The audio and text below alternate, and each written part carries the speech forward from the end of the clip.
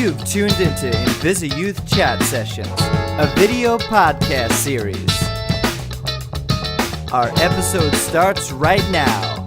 Here's your host, Dominique Vale. Hello everyone and welcome back to the InvisiYouth Chat Sessions, where you can check in for your dose of stigma-breaking, humor-filling, motivation-loving life hacks and empowering tips for all the medically adultish people in life. I'm Dominique Vale, founder of InvisiYouth Charity and the host of InvisiYouth Chat Sessions, and today is the first episode of Season 6. I cannot believe that we have had this many seasons of so many phenomenal guests, learning so many fun and informative stories, and having this crazy fun video podcast chat show, and I cannot wait to introduce and go through this bio of our first guest for season 6, because this is a epic way to jump into a new season. So we are going to be speaking to the owner and designer of the popular walking stick and cane company NeoWalk. It is Lyndsay Watterson. I'm so thrilled about this, guys, and you will know why. So launched in 2013, NeoWalk creates handmade acrylic walking sticks and canes that come in multiple styles that fuse individuality, comfortability, and stylish usage for those in the mobility aid community. This was really sparked by Lyndsay's personal experience with disability in her life when she had gone through a MRSA infection and when hospitalized needed to have an amputation from above the knee. And while navigating her new normal, Lyndsay's love of color and fashion fused into her desire to create a colorful and durable acrylic walking stick to match. Now NeoWalk has grown even further than just beyond Lyndsay's personal usage. This company sends canes to over 25 different countries and continues to grow, even having NeoWalk sticks being used by award-winning actresses like Christina Applegate, which I love. Lyndsay's super talented resume does not even just stay with NeoWalk and being an entrepreneur. Oh no, I had to add this into the bio. Lyndsay does aerial and trapeze performance, even having performed at the 2012 Paralympic opening ceremony, along with having done freelance performance in the 2013-2014 as a trapeze artist with the Limnus Night. And in the end of 2023, Lyndsay also won a National Diversity Award for the Entrepreneur of Excellence.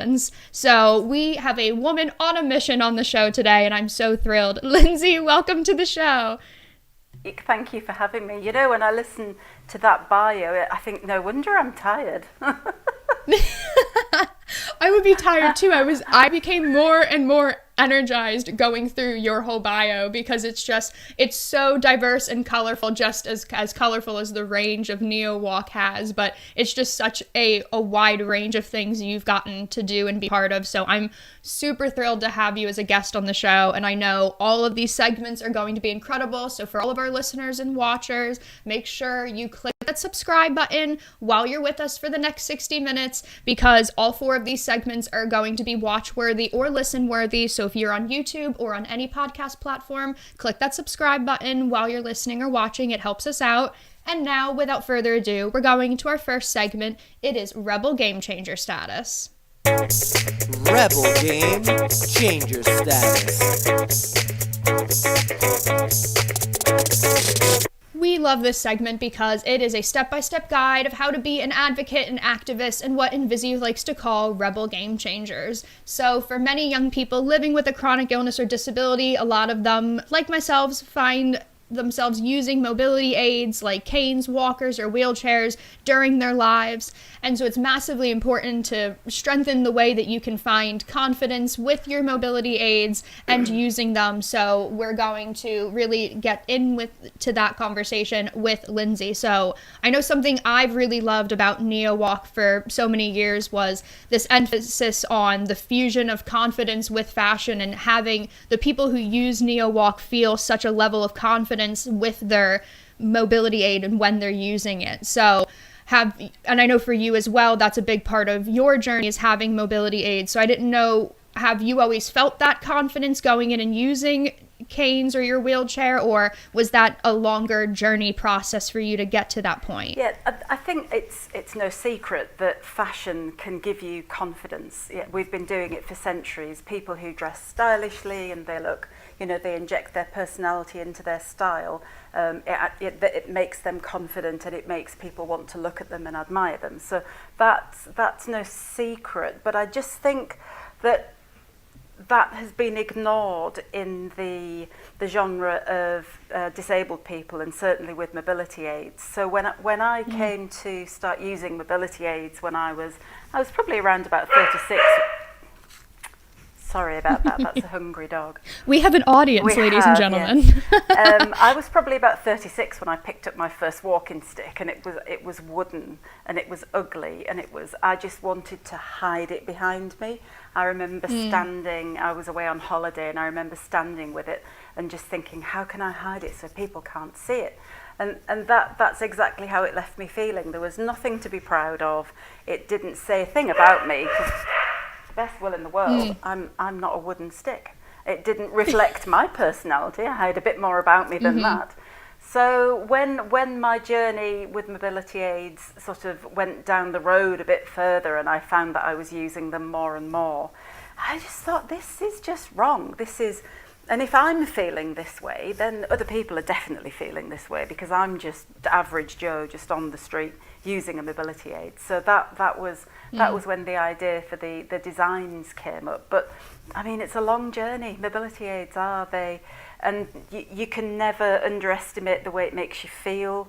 Every time I've jumped from using a stick to crutches to a wheelchair to an electric wheelchair, there's always a jump. There's always that feeling, a little bit of a feeling of loss, because you're losing part of your of what you could do, but then there's the joy of finding that you just do it another way. And I learned that a very long time ago. Somebody taught me that you don't become unable to do things. You just you do them in a different way. Yeah, I love how you phrased that, because that was something I was going to ask. A big thing, even with my own journey, of I will use a cane when I have my flare-ups and I need to use them to help me walk. It took me a long time to get to the point of using it, because in my brain, I don't know if it was through being with different physicians and everything, and I hear it with so many young people that come through the charity, it felt like I was taking a step back in my health journey. And to try and kind of go over that self-consciousness, what would you kind of say to newer users when they're kind of new to their different mobility aids, that they're still kind of dealing with that personal self-consciousness, or that worry of themselves, that kind of self-conscious part of it? I think for me, my world became so very small because I was resisting using mobility aids, and so the distance I could walk was so small. I couldn't go out, I was feeling so much pain when I got back if I'd been out. My world just became very, very small. And what I would say is, if you're even remotely considering using a mobility aid, please listen to your body. Your body is telling you everything that you need to hear. It's not your family that's telling you. It's not a stranger on the street telling you. It's not even a doctor telling you, because it's not giving in. Using it, I hear this so many times, and it really frustrates me, because your world will open up when you begin to use something that helps you along that journey. You'll walk further, you'll feel better for it, you'll feel fitter for it, you'll get cardio exercise from it. You will see more people. The world just opens up again, and it really frustrates me. But if you're thinking about it, listen to what your own body is telling you. Pain, fatigue, accidents, it's all pointing in the direction of, please help me a little bit. If your body could actually just sit in front of you and go, will you please? Would you mind? If it was somebody asking for help, you'd give it to them, and just listen to what your body's saying, because it is asking for help. Yeah, that's a really good point, because I had a friend when I was debating it using a cane, and she had said, well, why are you suffering to make everyone else comfortable? Totally. I don't get it. And it was just a very kind of blunt question. I went, I don't know why I am, and so it just sort of went okay. And then my aunt was diabetic and had used a cane that was very floral and colorful, and so she had passed away, and so we still had her cane. And so my mom said, well, would you feel comfortable if you tried using hers, because I would have that connection to it from being my aunt's. And so I said, all right, well, I'll try using hers. And I still use that cane some days. Nice. So I like how you phrased it, is that your body is telling you what it needs, so why put yourself into that kind of corner and limit yourself when using something will actually allow you to be stronger. That is such a valuable point. People think that that's not evolving with an illness or disability, because you do, like you said, you went through a whole evolution of different things that you would use, and that is evolving. It's not stepping back, it's just changing things. And each time I've done that, so for example, I used to use a self-propelling wheelchair for lots of years, because I always said, I've got arms, you know, as long as I can do it, I will push myself. And I did, until my shoulders said, this isn't really working for us anymore, Mum. And I had to listen to them, because you have to. And then I've evolved into an electric chair. And I can do so much more now, and I don't have to feel the pain afterwards. I don't feel the fatigue. So each time you can feel the walls kind of closing in on you as your journey with that particular mobility aid comes to an end. And then when you jump to the next one, world's your oyster again. You know, that I only see positive things when I see mobility aids. But I think, again, that is possibly due to the people you surround yourself with. I was really lucky that I had people that just said, yay, stuff it, use it, you know, do you go do you, go be you. So I was really, really lucky in that respect.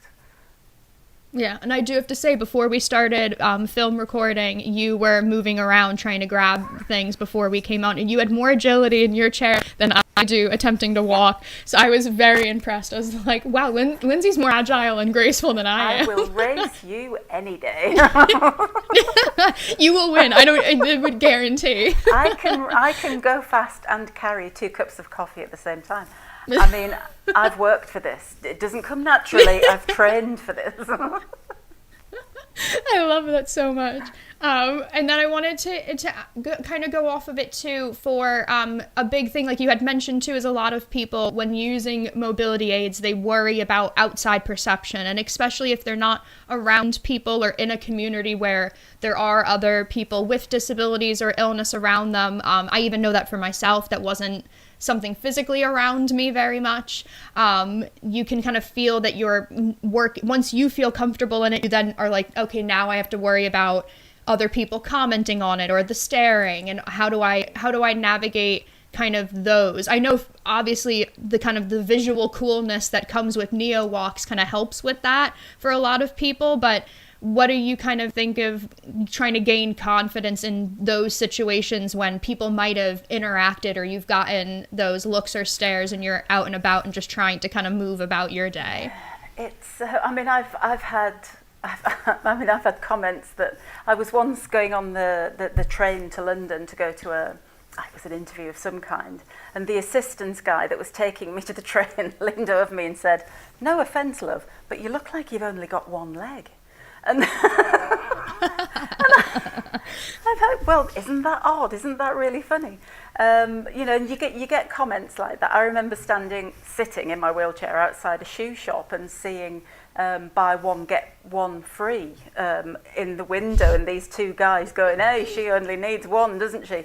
And thinking, oh, that's so cruel. And that was early on.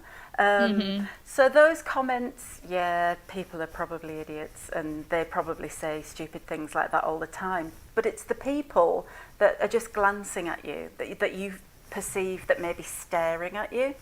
They're maybe not staring at you. Maybe all they're doing is just scanning their surroundings, and they maybe come back to you because you're different, and they possibly don't think too much about you, and then they move on. The problem I gave myself was I imagined I knew what they were thinking, and I thought they were thinking, oh my God, thank God I'm not her. And of course I didn't know they were thinking that. They probably weren't thinking that. But I gave myself the gift of mind reading, and I told myself I knew what these people were thinking. So yeah, the stupid comments, you can deal with them. Some of them are actually quite funny, you know. It's the people that are just, that you perceive that are staring. They maybe aren't. So I deal a lot better with that nowadays.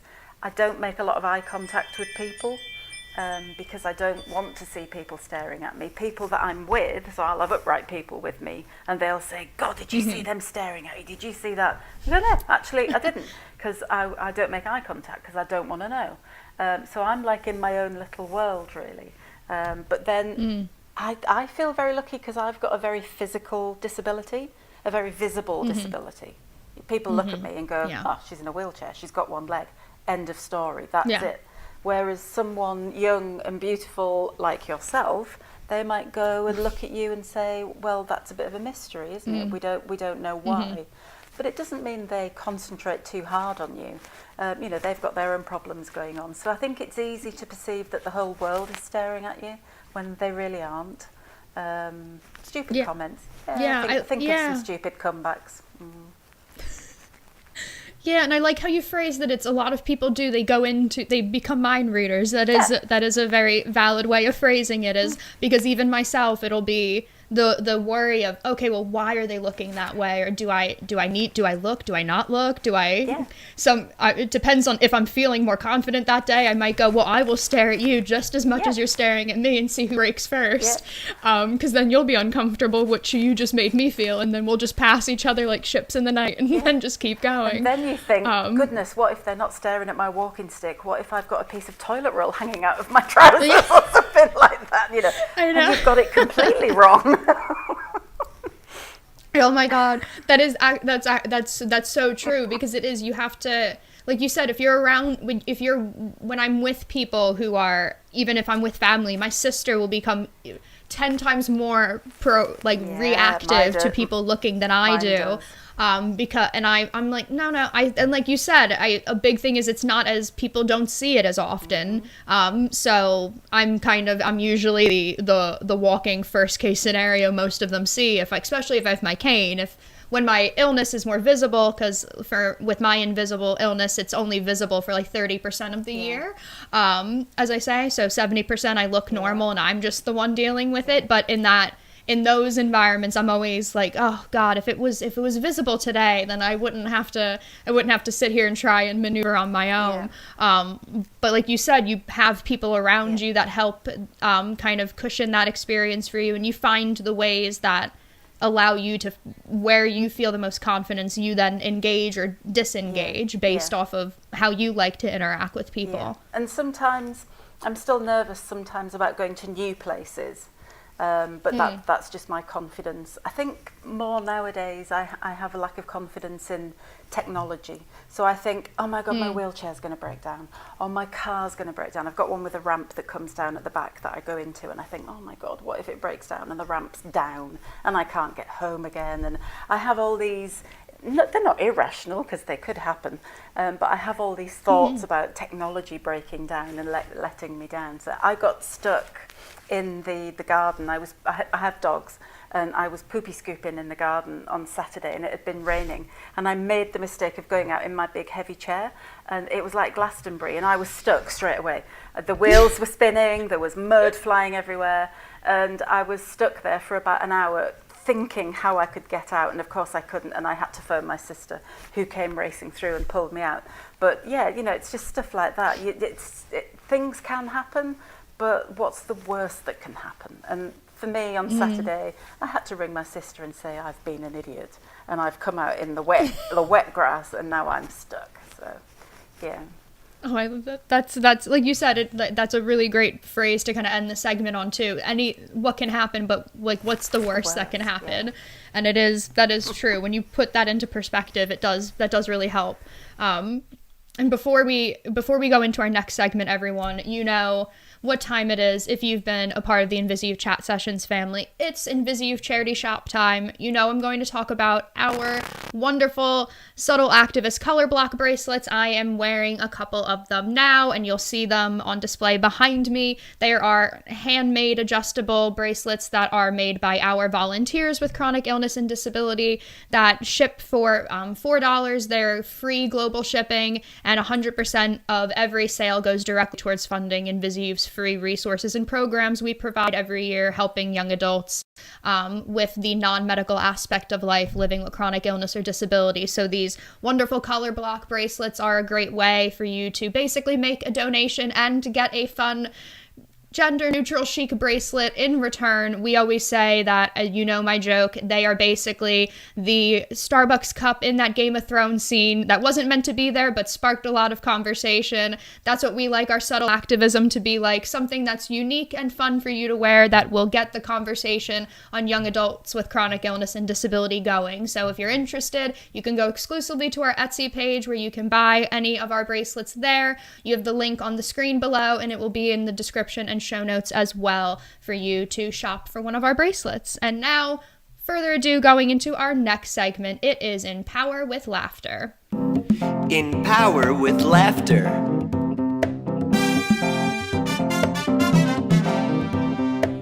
You know, something I personally love is the combination of fashion and personal confidence. So getting to have those two go hand in hand is something I've always really enjoyed. And especially for young adults living with chronic illness or disability, finding their own voice and in turn finding their own style is super empowering for them. So we want to dedicate an entire segment about this duality, and especially because that is a huge marker of what makes Lyndsay and her work with NeoWalk so unique in this community. So the first thing I had to ask is what I loved with NeoWalk is, besides the customization and the so many different options, was the fact that they were acrylic as canes. So I wanted to know what kind of went through your thought when you went down that direction, because for people who use canes, that's not sort of the first product type that would come to mind. I love being different. Ever since I was 13 years old, I remember going shopping and saying, I'm just looking for something different, just something that is out of the norm, a little bit unusual. So that was one of the reasons why I was looking for a material other than wood or metal. But at the time when I was using a walking stick, I was still going through a I want to be invisible kind of stage. So that was when I came up with the idea of using clear acrylic, because that would make an invisible walking stick. And I thought, holy hell, how great would that be? You could just, you'd look like you were leaning on fresh air if you had this acrylic walking stick, this clear one. So those two ideas went hand in hand.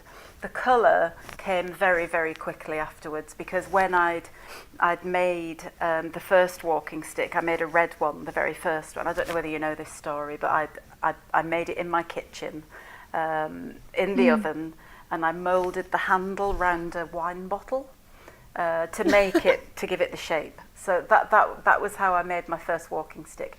And it was red, and I just knew that these colours were just going to be so empowering. They were so look at me, actually no, you will look at this and you will appreciate this. And I remember going out with it and sitting in a cafe and quite proudly sort of putting it on the table so everybody could see it.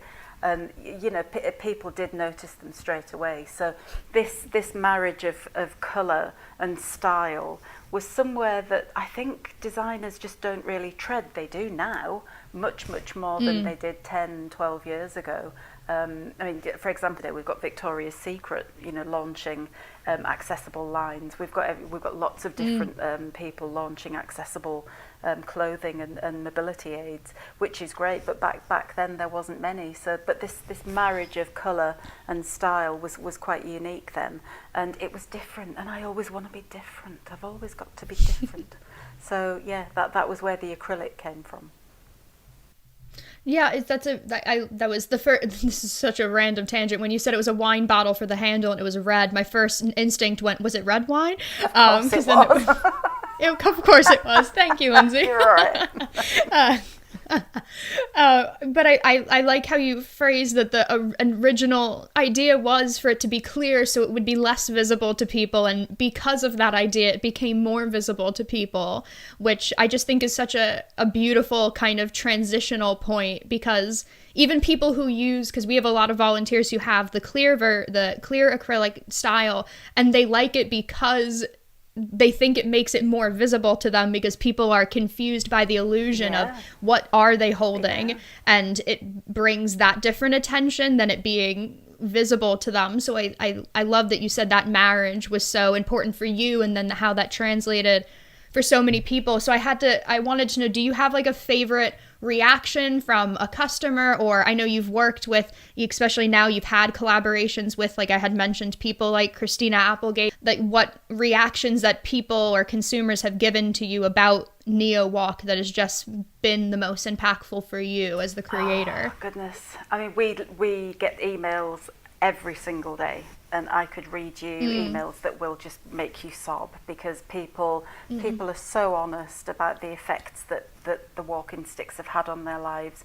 We've had people that have said, I haven't left the house for 3 years because I've been too ashamed to go out using a mobility aid, and today I went out. And people spoke to me, because people come up, they're like conversation starters.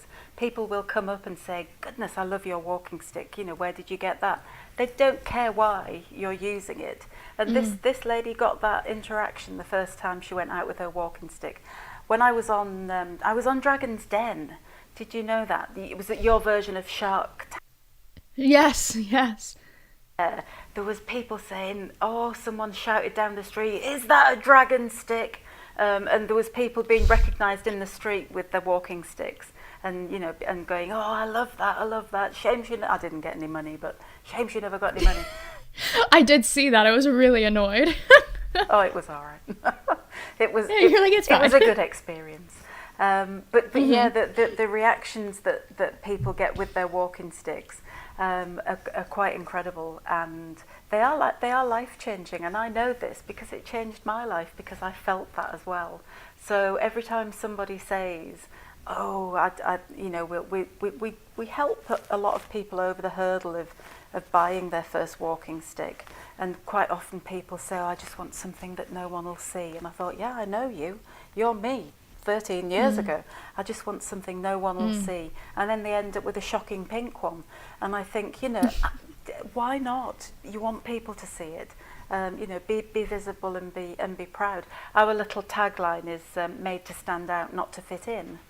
And I think that's so important as well, because you when you're younger, you don't want to just be walking around with something that makes you feel old or look unfashionable or unstylish. You don't want any of those describing words. You want gorgeous, you want stylish, you want sexy, you want original, you want all those words. You don't want old and frumpy, do you? Yeah, absolutely. It's definitely the idea of the quote unquote of every time people always will say, oh, well, my grandma has the same cane as you, has often been the go-to on my end. And so I always would laugh on that end, being like, well, then your grandma has great sense of fashion as me. So I always will try to make that connection, especially for when you see younger kids or the younger teenagers, when they're still evolving in what they would use for themselves or how their health will change, allowing them to kind of play with their mobility aids. That's what I was going to ask you next too, is I know for a lot of young people, they're evolving and they're trying to figure out, would I like a walking stick or am I going to use crutches? And so they're not making those investments early on because they just want to buy something to just try before they decide the direction, but they still don't want something that they had to buy inexpensively to trial to look unattractive. So are there things that maybe from your picking the fashion sense or style sense of your brain that you would say if they wanted to kind of make adaptations to their accessories to make them feel more fashionable for them, what would you kind of give as a sense for people to do? Sparkles. There's nothing in this world doesn't benefit from having anything sparkly on it. I love using different coloured crystals just to decorate with the seasons. So at the moment we're doing red ones, orange ones, Halloween-y type ones. At Christmas we do. So anything, and I would change it up. I wouldn't just settle for one kind of style. I would do something, wrap ribbons around it. You can dangle things off the handles to make you have charms. You can paint the ferrules. You can buy paint now. You can spray paint the sticks. There's lots of cheap ways to keep changing it up, which is what you would do with your own fashion. You don't wear the same, top or dress every day of the week. You would change it up a couple of days a week. You'll wear something different, So I would encourage people to adapt things as many times over and over again. Stickers are great, absolutely brilliant for just making yours unique. Put your name on it, special date, just a special word. There's lots of ways that I can think of that you can use, upgrade your mobility aid. But what we also do is we have a marketplace for Neo Walk pre-loved walking sticks. So you can on nice. Facebook. So if you've got a Neo Walk stick that you've had and you want to upgrade to another colour and you're not using it anymore, people put them on the marketplace and sell them, so that they are out there for sort of second-hand prices to give you a chance to try them. So that's always. Yeah, I love that. Have something that they're not particularly going to use. So if you buy one and think, actually, this handle doesn't suit me, or this colour isn't quite what I thought it was going to be, this green doesn't go with my hair that well, it's that kind of thing. And then you go on the marketplace and you sell it, and you buy the one that you prefer. So we do push that as an option to joining the Neo Walk community as well.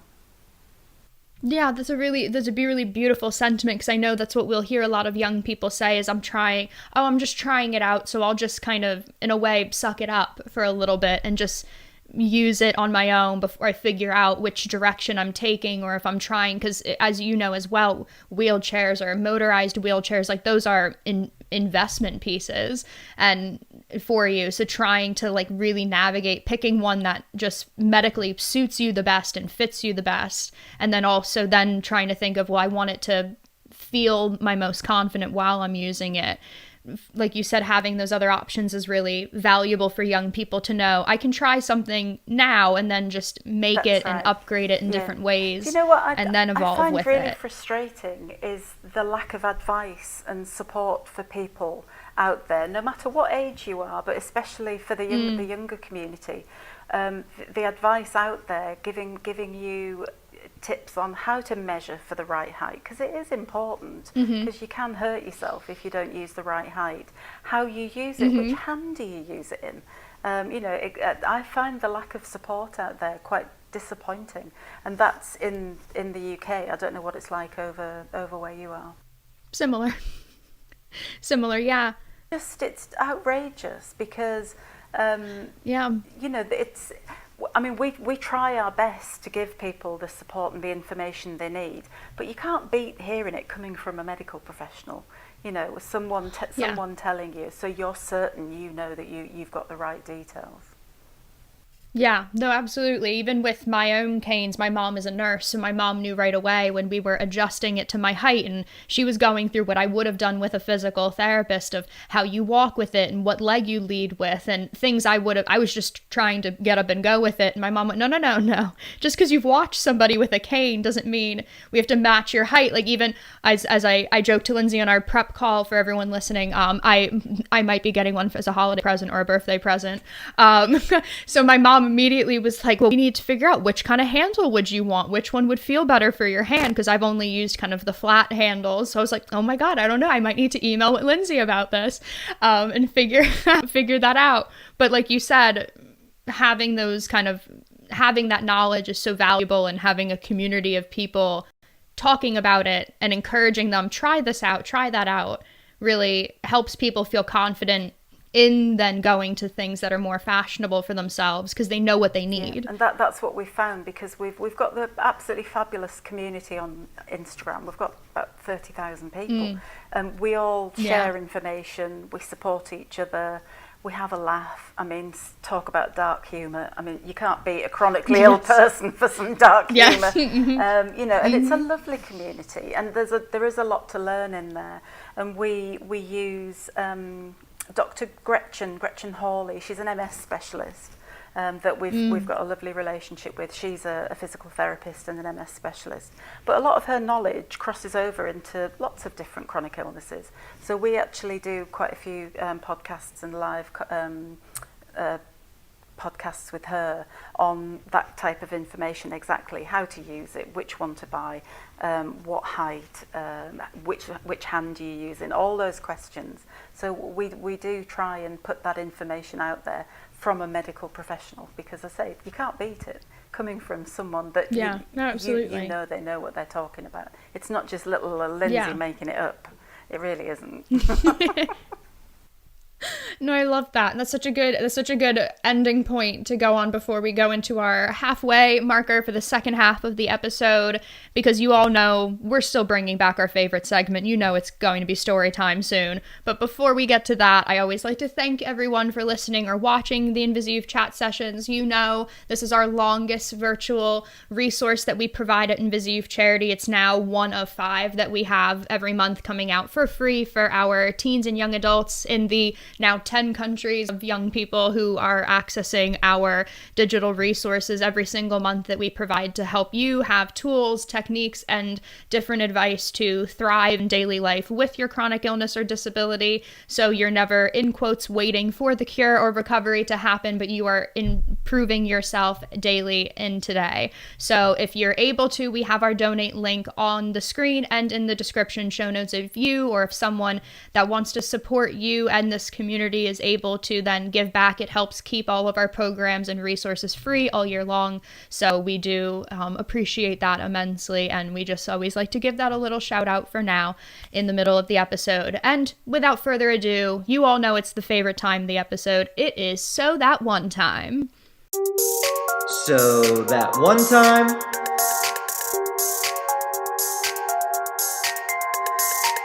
Okay, so that one time, you all know it is story time, where I get to sit back, drink some of my tea, and have Lyndsay tell us a story. So Lyndsay, the mic is yours. So, cast your minds back to 2012, when, I don't know, you probably were only just ever so tiny, but I was a 40-something person asked to join the circus. I ran away with the circus. To train for the Paralympics. I was asked if I would perform in the Paralympic opening and closing ceremonies. So, and I kind of knew this was a bit of a one-shot deal, because I was going to be getting older. Nobody was going to ever ask me to do this again. So off I went, and I packed all my lycra and my all my stuff to go to circus school. And surely enough, in 2012, it was August, we performed in the opening ceremony. So I was flying around on aerial wires attached by the waist, the ones that give you a real wedgie. That if you've ever tried it, it really does give you a proper wedgie. Flying around the air to Rihanna singing Umbrella, and I was dressed like a bird, and I was doing all these crazy things. But then they came to me and said, "Lyndsay, you're not scared of heights, are you?" And I went, "No, absolutely no, yeah, no." And they said, "Good, we've got a job for you in the closing ceremony." So there I was. I found myself in the closing ceremony with Coldplay playing underneath me, who are exceptionally gorgeous people, by the way. Coldplay playing my song. It was God Put a Smile on My Face. How apt.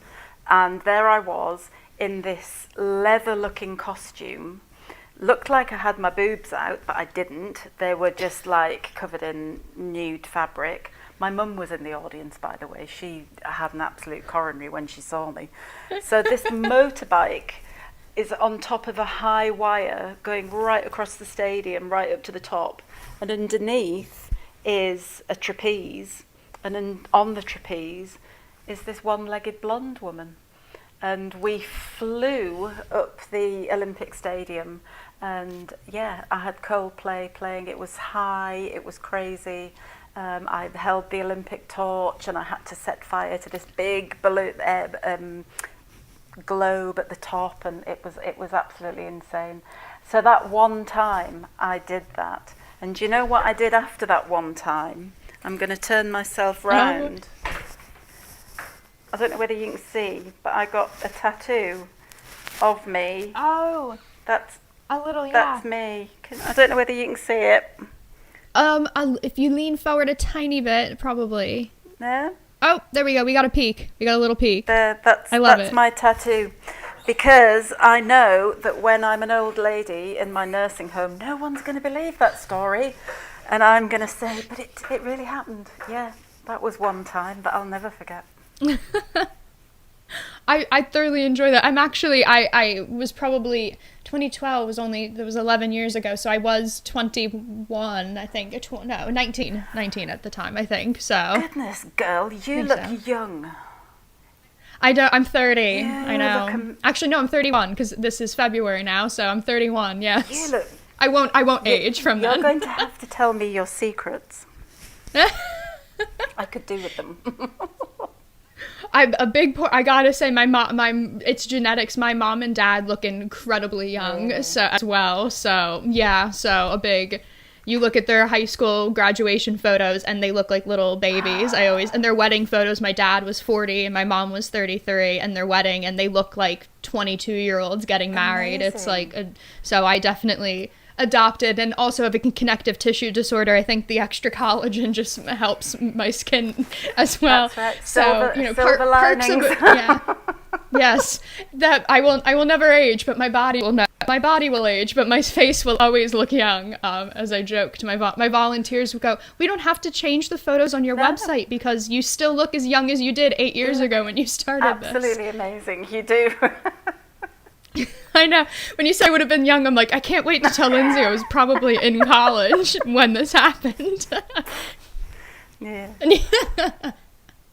But it's so incredible, and I always tell, we have so many people who do the Paralympics as athletes, so to have had you on the opposite end, being part of the opening ceremonies and closing, and being on the other side of that work is so fascinating to me, because adaptive sports as a whole is just something I love so much. So to see you being on the other end of doing that part of those ceremonies for them is really, really fun. It was just the biggest celebration of achievement. It was just out of this world. Never, ever, ever forget that. And I've got the tattoo to prove it. I do. Now I want the photo of the tattoo as part of our selection of photos for the episode. Part of me is like, you can have it. You're like, I will find it and bring it in. I love that. And guys, this is a perfect transition into our final segment with Lyndsay. We are going into Remember the Last Time. Remember the last time? Do you remember the last time? Remember? We're going to take a new spin on a OG segment that we have, chatting about situations that many of us with chronic illness and disability find ourselves in, is when we end up developing our chronic illness or disability later in our lives. So having that big before and after of life before chronic illness or disability and after, how do we kind of navigate that change, and ways we can still find that inner joy and confidence of trying new things in our day to day. So I wanted to ask on your end, because you had your developing disability as well for yourself had happened, like you had mentioned, later in your life. How was that those early years post disability, kind of relearning the parts of your life? How did you kind of navigate that from a emotional, mental point of trying to relearn the things that you had been able to do for so many years prior to then? This is really interesting, because I have two pivotal moments in my life. One where I contracted the MRSA infection and I became disabled, and then the other moment was when I had my leg amputated. There was 3 years between the two happening. So they saved my leg and me. I was very, very poorly. And I lived with it for 3 years, but I couldn't bend it, I couldn't walk on it, it was too painful, and I was only looking at it either being amputated or being fused in the future. So I had two points: that initial infection where I lost the use of my leg, and then the time when I lost my leg.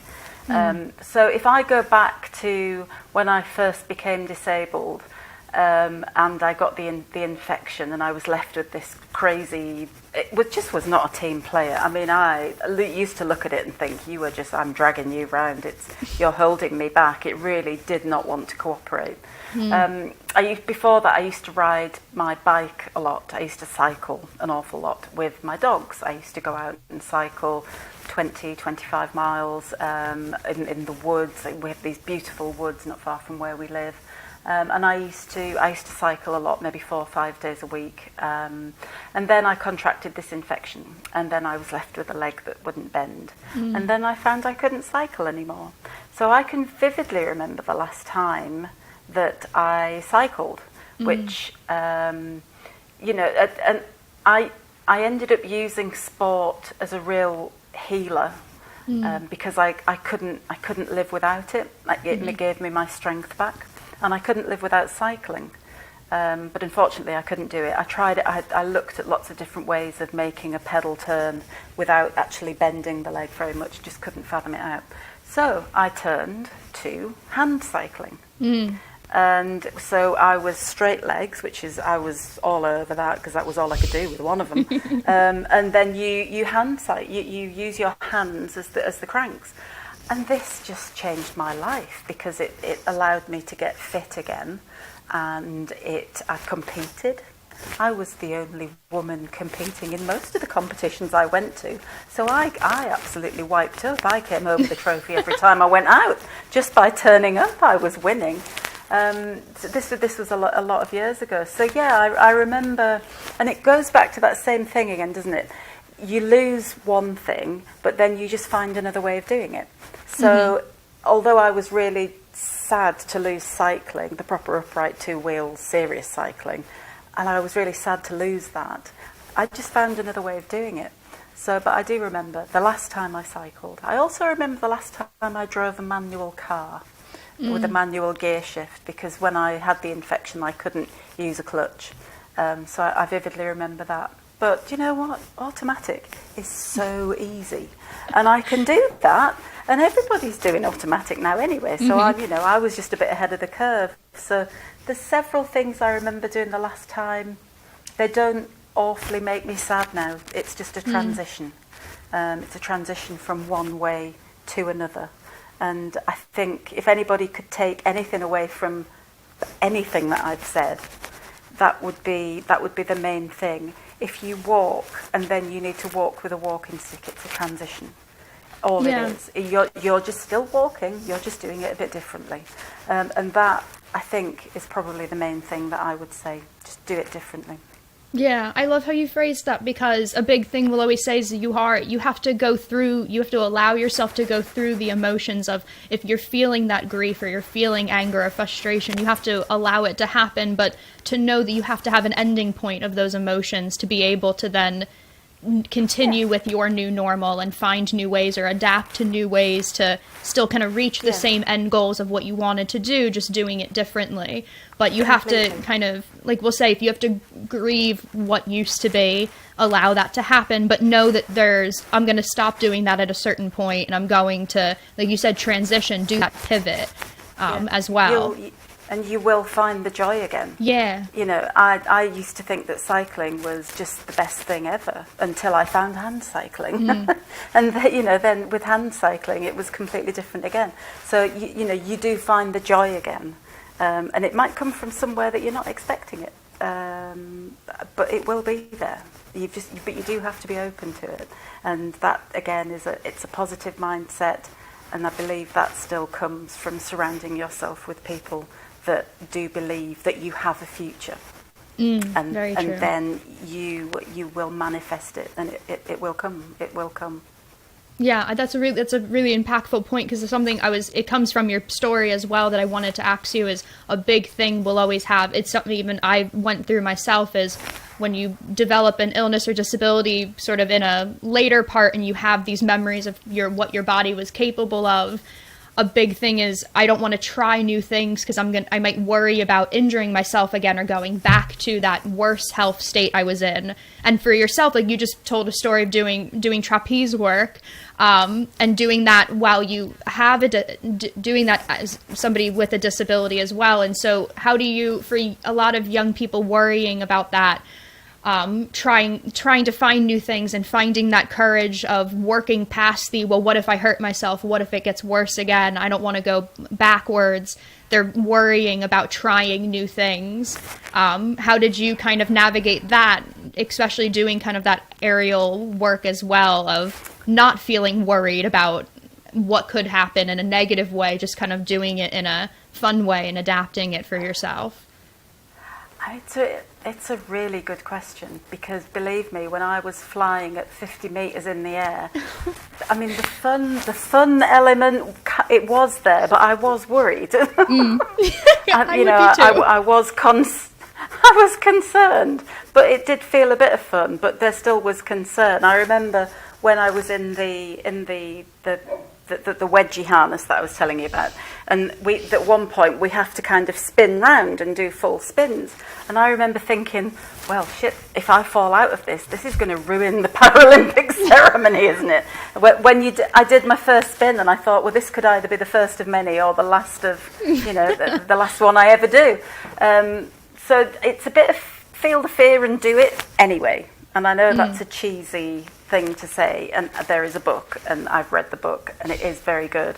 But you do, I think, a sensible amount of caution, because obviously when I first got on my first trapeze, it was about 2 feet off the ground, so I couldn't have hurt myself. I wasn't getting any nosebleeds at that height. And then the height went up and up and up as I grew my confidence. So start slowly. Do it with someone who knows what they're doing. So, you can go to a yoga class, by all means. Do it with a qualified yoga instructor. They may even have some adaptive ideas that you can do. Do it with someone who knows what they're doing. Caution, do it slowly, but do it. Feel that fear, feel the excitement that you would if you were a totally able-bodied person. You would feel that fear anyway. You put a pair of tap shoes on, you're going to feel some kind of fear that you're going to slip in them, like on a banana skin type thing. Everybody feels a certain anxiousness when they go and do something new. So actually having a disability and go and doing something new, it's not the best excuse to not do it. It's, just adopt a little bit of caution, do it slowly, but actually get out there and feel that fear and do it. Yeah, absolutely. Like you said, it's a lot of times when you've developed an illness or disability kind of in a different stage, and you have all these memories of previous quote unquote healthy, able, physically fit in that frame, you forget that you would have naturally felt that fear regardless of your illness or disability, and you just always you sometimes can put it on to, well, this wouldn't be the case if I didn't have this going on, or this wouldn't, you kind of keep going backwards in your mind thinking of what you would have been able, that would have, what if kind of thought. But like you said, those are thoughts you would have had, you just now are kind of putting them in a scope of a different lens that you now are going to worry or about asking those people who would be in the class, okay, this is my disability or my illness, I would want more assistance, or you might take those extra steps of caution just to make sure you have enough of a safety net for yourself. But you're still doing the same motions you would have done anyway. So like that reminder you mentioned for yourself is really valuable for people, because you forget that a lot of times. Yeah. And if you and I went to a Zumba class tonight, I would feel probably the same kind of vulnerability that everybody else would, being visible, being watched, bit dancing or whatever you do at Zumba. I don't know, I've never actually done it. But we would all feel anxious about it. So, but like you said, we're just seeing it through a slightly different lens. But yeah, and also go and do it with somebody. Do it with somebody who has got your back, who's there to look out for you. You know, you don't have to do these things alone. Go and do something new with somebody. We have a supermarket over here, and their slogan is "Try something new today." And it's, you know, it's kind of true. Just try it, and it doesn't have to be big. That's the thing. If you're challenging yourself, it can be the smallest thing. It doesn't have to be a big monumental climb a mountain size of thing. It can be small. Yeah. That's such a good point to end the episode on. I loved that. That's a really impactful way for people to kind of frame what feels like a very large, scary topic for themselves and kind of scope it down where it's more tangible for them to try new things.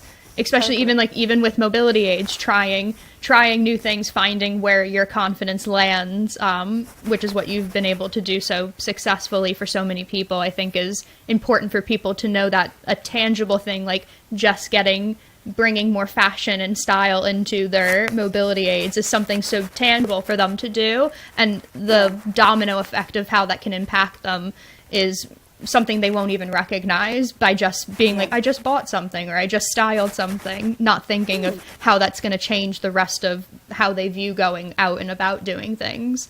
That's right. And you feel represented when you see someone out there with a mobility aid that you look at and you think, oh, that looks really stylish. You think that's a bit of me, that I could be like that. That looks like the type of person I want to be. And that's what advertising does, you know, it's all about representing everyone in the community. And I think we've been left out rather. But hopefully things are changing in that department. I agree. And Lyndsay, I had so much fun. I can't believe the hour just went by so quickly, but I had so much fun getting to chat with you, and I want to make sure people can find you and NeoWalk online and on social media. So where can everybody find NeoWalk and yourself? So you can find our website at neo-walk.com, and you can join our Instagram community at NeoWalkSticks and Facebook as well. But super active communities, really friendly, really warm, good for a giggle, lots of information. Just come and join us, and lots of images. You'll see yourself in there, and I think that's so important. Absolutely. And we follow them on Instagram, and they're a great follow, so we highly recommend. And as always, you guys can find InvisiYouth on Twitter, Instagram, Facebook, and YouTube at InvisiYouth. And you can find the InvisiYouth Chat Sessions where all podcast platforms are, like Spotify and Apple Podcasts. So if you haven't already, make sure you click that subscribe button, give it a thumbs up. Write if you want to throw a 5-star positive review in there, we won't be upset by that at all. And that's definitely helpful. So again, Lyndsay, this has been a great season 6 opener. I had so much fun getting to chat with you today. So I really appreciate you coming on the show. It's been an absolute pleasure. Thank you for having me, and hope everybody enjoys it. Yes, thank you so much, guys. And as always, I will see you next time when we chat soon, everyone. Bye.